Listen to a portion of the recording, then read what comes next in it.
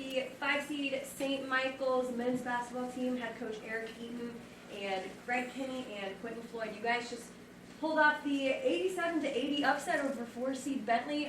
Coach, if you just want to do a quick opening remarks on the game and how you guys were able to get the win today. Yeah, I blacked out for about an hour and a half. When the NCAA tournament Division II is interesting, especially for our league because we tend to get 4 to 5 teams in a lot. Our league is very good. It's unbelievable coaching in our league. Present company not included. Coach Lawson's won 700 and some odd games, probably approaching 800 at this point. He's a legend. He's a tremendous guy, and their team is unbelievably well coached. And in the first half of that game, they were doing to us what they did to us in the second half of the game at our place. And we were behind on everything. And to our guys' credit, these two guys included, we really made an adjustment at halftime, and we picked up the level of our defense, and we started to get ahead of stuff. And we held them to whatever it was, 24%. In the second half, I apologize for forgetting the stat, 23.5%. And that's hard to do with a really good passing, really good shooting team with all league players on it. So I'm really proud of these guys. I'm proud of all of our guys. We did it a little short-handed tonight, and we're living to play another day. That was going to be my next question. I heard you guys have a couple players that are back watching the game at the hotel. Just from a team like what we were talking about yesterday, that you guys face adversity all the time. How is this just another roadblock that you were able to overcome? Yeah, our guys have stepped up all year. You go through a season. If you're fortunate, you don't have any major injuries, but you have injuries. Guys get sick. It's college. It is what it is. But I'm really confident in our guys at every single chance that we've had. Guys to step up. Guys have stepped up. Marcus Meeks did it tonight. John Kelly did it tonight. The guys that have been solid throughout the year and done what they do, these two guys included, had big games and made big plays for us. And reality of it is, it's this week in basketball, right? Division I's happening. Division III is down to the Sweet 16, Elite 8. Division II's getting to that point by Monday. Your best players got to step up and make plays, and our best players stepped up and made plays. You guys were down by 16 at the half. What was your message to the team, and how were you able to outscore them 54-31 in the second half? Yeah, well, we try to keep it simple. These guys know what we need to do. They know what they need to do individually and collectively, and we just weren't doing it. It was that simple. And they stepped up and they did it in the second half much more consistently.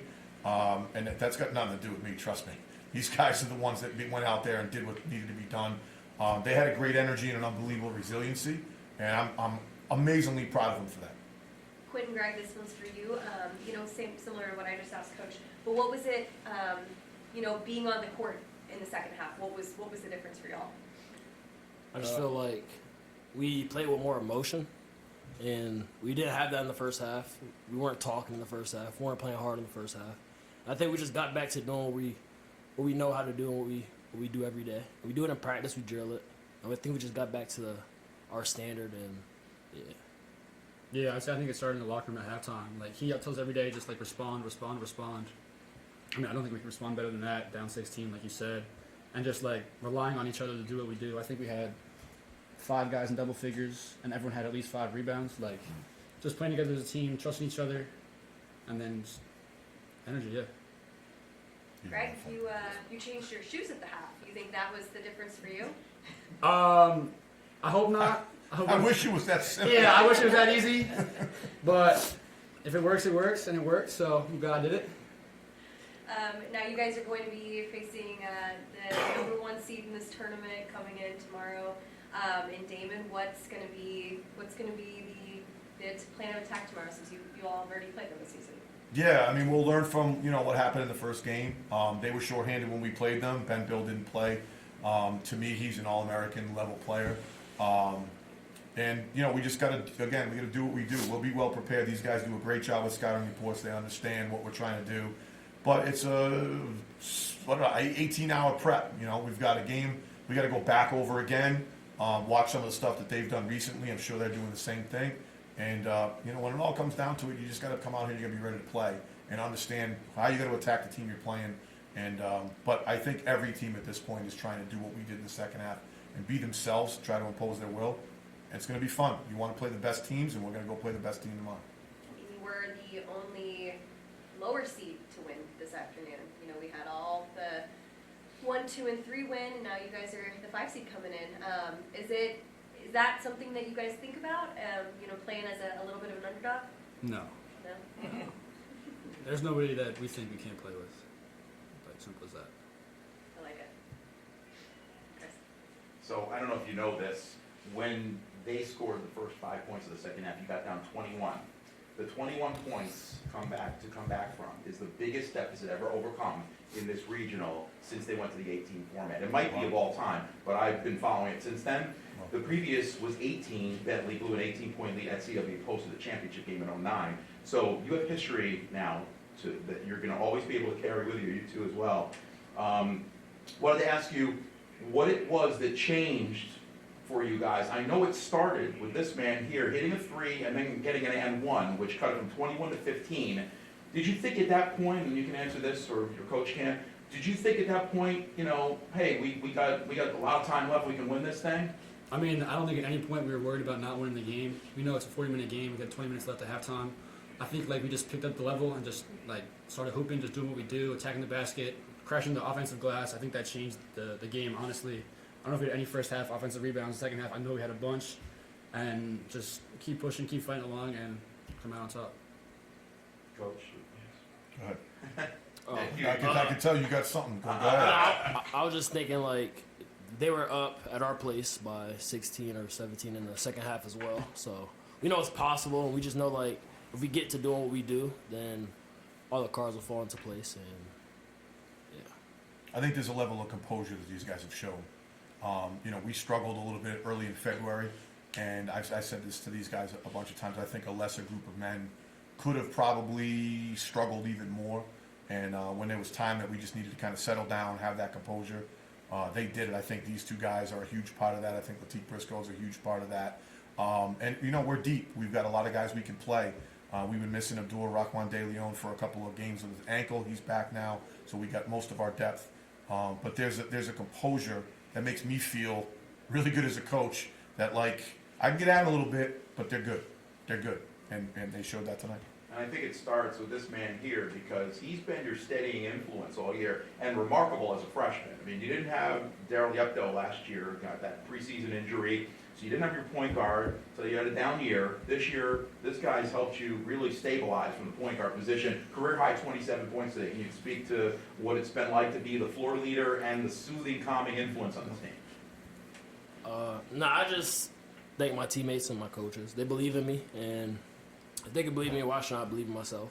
And, I've worked hard to get to this point, so I just trust in the work that I put in and the people that believe in me. And I know who I do it for and what I do it for, and I just stick to the process. That's what you get with Q. Humble, but he knows the game. He's really, really smart point guard.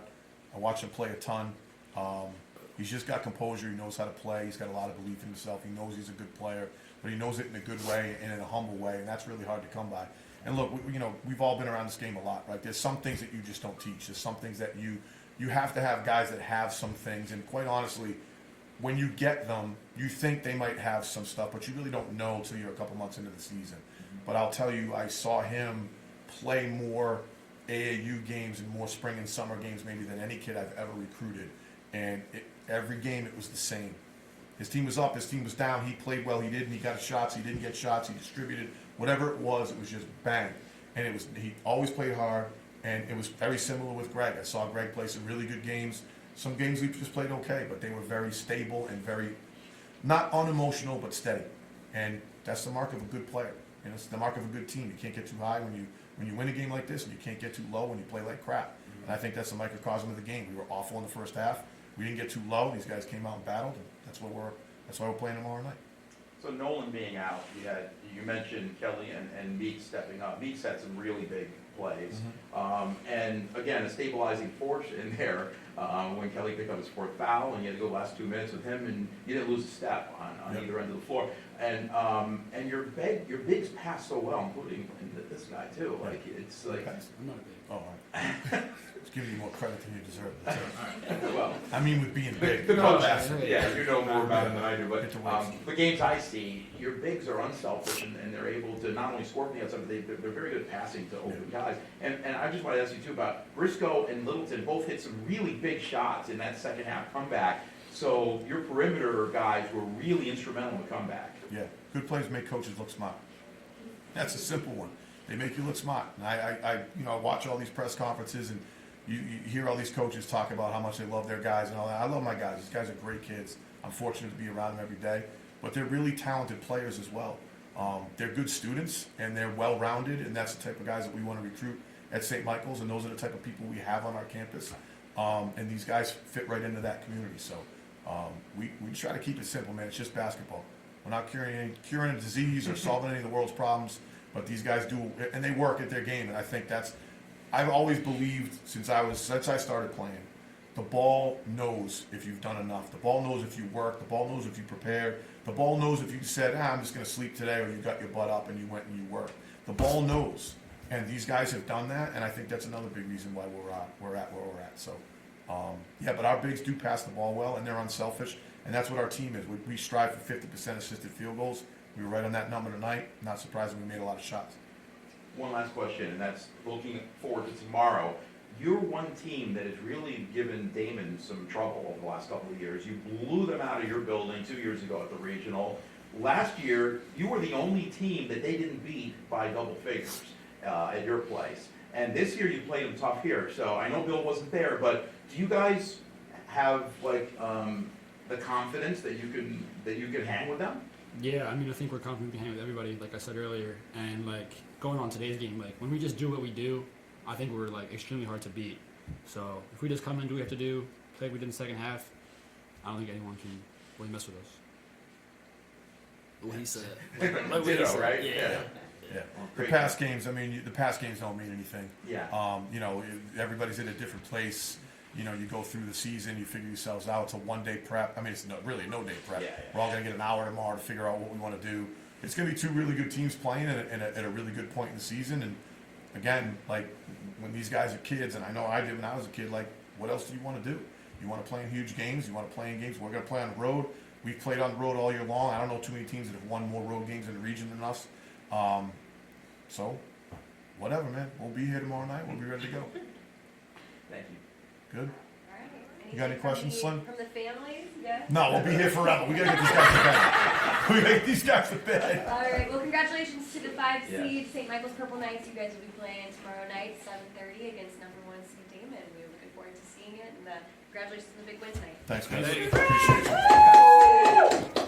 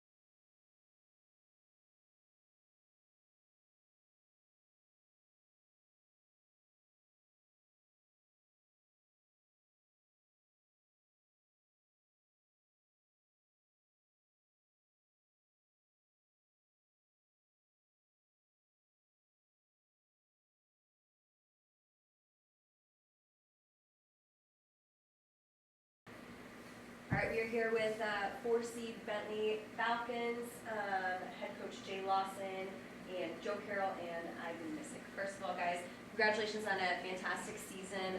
Coach, if you just want to open up with opening remarks on this game and the season that you guys just had. Well, that's a lot. Okay, so we were concerned coming into this game, being off 2 weeks. It can kind of work both ways, and it worked like the backwards way today. I'd rather give a lot of credit. They guarded in their weird defense. It's a switching man-to-man with the goaltender at the rim. But they guarded to take away our threes today completely. Like, they totally took away these two. He's had his career high against them, and he hit 5 threes in the second half against them in the last game. So they did a terrific job because we didn't score from 3 even in the first half. They took it away, and we scored in transition, and we scored, but thought we ran out of gas a little bit in the second half, and here they came, and they did a terrific job at both ends of the court. So credit to them. I'm happy to see them move on if we can. But now the season, every season's different. They shouldn't even have preseason polls anymore because some of these teams have a completely different roster from the year before. So we were picked number 1, right? Because we have a lot of guys back, because we only have 2 freshmen on the team and neither of them played at all this year. So we had the most difficult health season in my entire career. We practiced with 9 players almost every single day, and my assistant coach practiced since December 1st on the second unit every single day. And so we shortened minutes of practice, we watched more film, we lifted, we shot a lot, and it was working because we had a bunch of veterans. If it had been a young team, it would have been, oh shoot. So we're really pleased and proud of our season. Never had a year where the most we ever lost by was 8. That was tonight. We had 2 losses by 8 and everything else. So I think, Chris, you probably know, but I think we clearly led the NE10 in point margin, but we weren't the first place team. And it was really because it was hard to beat us by a lot. Unfortunately, we probably 10 losses. We probably could have won 7 of those. And so that's always a little bit frustrating and disappointing, but I'm not sure we're immensely talented in this region. I think we play good basketball, and we had a veteran group this year that was just a joy to coach. So, but it always ends up a little bit heartbreaking. When we were talking yesterday in the pre-tournament press conference, you were mentioning that, having 16 days off or 13 days off from the last time that you guys played again to today. And do you think that played into, the just kind of running out of gas in the second half? I don't know. I think it's more appropriate to say St. Michael's did a great job. They did. They played with a ton of energy, and they're missing their starting big man.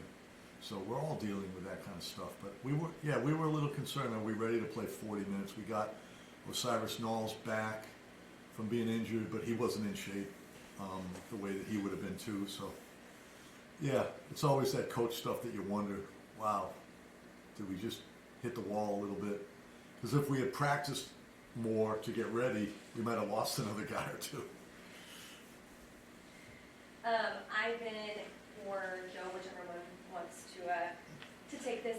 What was the game like today for you guys? I mean, you guys obviously split with St. Mike's during the season, and playing a team for the 3rd time in a tournament like this. Just what was this like for you guys? Yeah, I think it's just an honor to make this tournament because all of these teams are obviously very good, and it's an honor to be playing at the end of the season. And both games where we played them during the regular season were extremely tough. And this game was kind of a flip of what happened in our second game versus St. Michael's. And they're an extremely talented team, and they did their best to make it challenging for us today. So. Yeah, I feel like they definitely ramped it up in the second half with their pressure. They moved up and made our drives and our playmakings a lot more, how would I say, scattered and difficult. I think that kind of changed our ability to make solid plays, and also once they actually got it going on their offensive end as well with their shot making. Sometimes fall into taking anxious shots, like feeling that you need to make it. So I feel like we felt that a little bit as well. But they're a great team, and I mean, props to them to beating us and going on to the next round.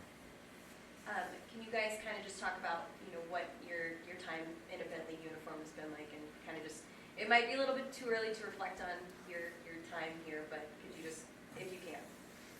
Yeah, I think it's extremely hard to put into words, and Coach talks about all the alumni supporting all the time, and we get to see a bunch around practice and come talk to us sometimes. So it's just a lot of gratitude. It's an extremely decorated program, and they've had a lot of success. With Coach, and to be able to come here and be a part of this team, it's just been a wonderful experience, and especially with my older teammates in a day and age where everyone's transferring and staying 1 year and moving on. It's been great getting to know a bunch of good guys, and I couldn't have dreamed of being on a better team. Yeah, I think for my experience, it's been very unique. I'm the only player that's been at Bentley for 6 years, and you can just imagine the depth of relationships and teammates that I've met over the course of my time here. Every season has been special in some kind of way, from my first year being COVID to a very special second year going to the Elite Eight, followed by an ACL tear my third year. But that's not what you'll remember eventually. You'll remember the people, and that's kind of what I will take away from this experience, is becoming really close with everyone. And I probably have the record for the most teammates out of anyone at Bentley, and that's something that I will cherish, having that network of people that are just great characters, smart, high achieving people, and that's what I'll love to take forward with me. I just wanted to ask you, you almost didn't come back to Bentley this year, from what I understand. So even more special that you got another season with these guys and with your coach, and if you could just talk about, you talked about all the different teammates that you've had over the years. A lot of wins too. This coach here, the dean of coaches in the region now, I know he doesn't want to hear that, but 29 of the last 30 years with a winning record. I mean, that's unheard of. I mean, in the NE10 as well. So your thoughts on what it was like to be there 6 years? It's very difficult to put into words. I've spent a lot of time with Coach over here, and our relationship has grown every single year. I mean, we've been through it all, through the COVID pandemic, from winning to losing, and it's just the level of the standard that's set at every year. It just feels different than I would say at other programs. That you come in every year, and if we play well, we expect to be successful, and that's kind of a motto that we have on a plaque. The Joey Gunpak, a player who passed away in our program, and just embodying that every single year and coming back for a 6th year. Although I was alone in my class, I felt like I joined another class with Joe, Chase, and Cash, and got really close with them. And it's just been an awesome experience to get this year and come back to the tournament after being here earlier in my career and having a big role. So I can't be more thankful for Coach and the rest of the guys. Coach, just again, if you could wrap up this season in a little bow. I know you talked about how you have a lot of injuries, and you had Jack suit up for practices every day. But again, also want to mention that you got a new building in a way. You got the whole thing turned around, and you were playing in a different environment at home, and here you are in another NCAA tournament. I know it doesn't get tiresome for you, but if you could just talk about what this season meant for you, number 35 in your career. 34th season. 34th season, but 35 years. I'm having fun with you. Okay, now go on. Well, we said it yesterday, and I wasn't afraid to say it. That was wrong last year that we were not in this regional. Yeah. And we didn't talk about it all year long, but that pissed us off. Yeah. And credit to Assumption, they ran with it and got to the Elite Eight. Good for them, because I guess they were the team that got picked over us. But that does fuel young men. They don't forget it. It keeps your focus a little bit and a little bit more, and that's really what it takes. Like we always talk about, we've shortened it to what every ability instead of everyday ability, and we always talk about every ability. Like, can you bring it every single day? This guy's got every ability. He drives all over the place to watch everybody. Is he out of his mind? No, but he can bring it every day. He can get in the car and go, and nobody's pushing him to do it. Well, that's what we try to push on these guys is if you have that when you leave college, you're going to do great things. And so that would be how I would sum it up. I'll go back to the game tonight. I got to say, St. Michael's has got torched by the 3-ball against us with that defense. They did a great job. Even when they were down 16, they were taking the 3-ball. We were 1 for 7 in the first half. And then I know they had a good plan too. We have played switching on ball screens. We have veterans, forwards, and we don't mind if they pick on us in the post with the bigs against our guards, unless it's like a star player. But in this league, your stars are often your guards. And so they were trying to just get switches and trying to go on, and he got in foul trouble. It's all the cat and mouse stuff that happens. So credit to Eric and his guys. Yeah, we're very proud that we made the tournament this year. And a little bit of it was that we were frustrated. Even the year before last, we were in position and we let it slip it away when we should have earned it. So that's part of it. You can't do it every year. And no transfers. Again, Yeah, but we'll do it if it works. I get it, but it's such a rare thing to see a team, especially a team that's successful in such a tough league, to do it. I can count on one hand how many transfers I remember coming through your program. Yeah, and we did it with Matt Laritz. And, Yep, Matt Laritz. And that was the year that we lost him, and we got lucky that Matt was really good, and Joe had to sit for a while. Oh my gosh, I have to play against guys like Matt Laritz.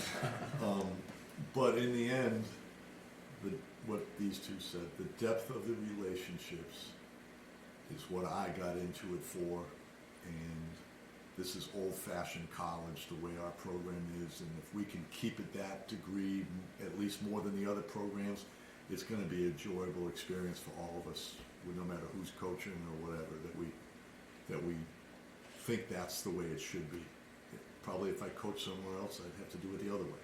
So, Well, your wall in your office shows that very well. yeah, now these two got to go up. Well, he's already on the wall. Okay. Well, thanks. Great. We thank your hospitality, everybody, if you can thank everybody, and you for sure, Chris, relationship-wise, and the positive coverage that you give the whole region. It's awesome. It's always heartbreaking at the end, but these two play golf, so we'll figure out how to do it.